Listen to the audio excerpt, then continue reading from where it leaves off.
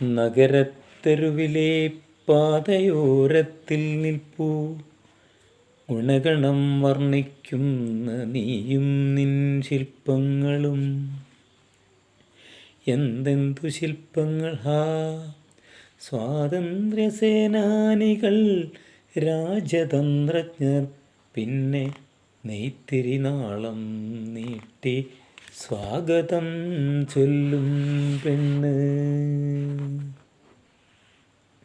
എന്തെന്തു ശില്പങ്ങൾ ഹാ!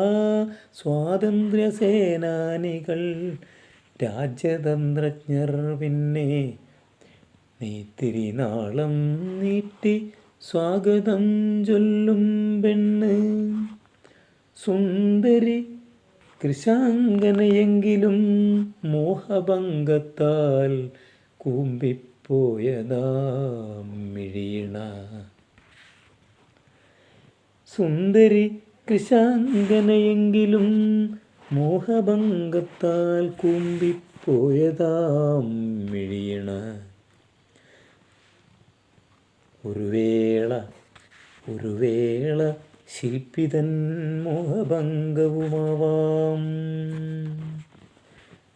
ഗാന്ധിയെ തീർത്തു ശില്പി ഭംഗിയായി, ഗാന്ധിയെ തീർത്തു ശില്പി ഭംഗിയായി, കവിളിലുറ്റിപ്പോയൊരാ ചായത്തുള്ളി.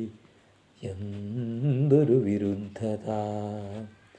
ഗാന്ധിയെ തീർത്തു ശില്പി ഭംഗിയായി, കവിളിലുറ്റിപ്പോയൊരാ ചായത്തുള്ളി. എന്തൊരു വിരുദ്ധത! രാഷ്ട്രത്തെക്കുറിച്ചോർത്ത് തേങ്ങിയ പിതാവിൻ്റെ കണ്ണുനീർക്കണം തന്നെ. രാഷ്ട്രത്തെക്കുറിച്ചോർത്ത് തേങ്ങിയ പിതാവിൻ്റെ കണ്ണുനീർക്കണം തന്നെ. അല്ലെങ്കിലൊരു പക്ഷേ ശില്പത്തെ തീർക്കും നേരം ശില്പിതൻ നിറകണ്ണാൽ കാണാതെയുറ്റിപ്പോയ കേവലം ചായത്തുള്ളി. അല്ലെങ്കിലൊരു പക്ഷേ ശില്പത്തെ തീർക്കും നേരം ശില്പിതൻ നിറകണ്ണാൽ കാണാതെയുറ്റിപ്പോയ കേവലം ചായത്തുള്ളി. ഗോഡ്സേ തൻ ജീവസ്സുറ്റ ശില്പവും ന്യൂനതയൊട്ടുമേലാതെ തീർത്തു ശില്പി. ഗോഡ്സേ തൻ ജീവസ്സുറ്റ ശില്പവും ന്യൂനതയൊട്ടുമേലാതെ തീർത്തു ശില്പി. രണ്ടു ശില്പവും തീർത്ത പാണികൾ കൂപ്പി ശില്പി നമ്മളോടഭ്യർത്ഥിപ്പൂ, വാങ്ങുവിൻ ആനന്ദിപ്പിൻ.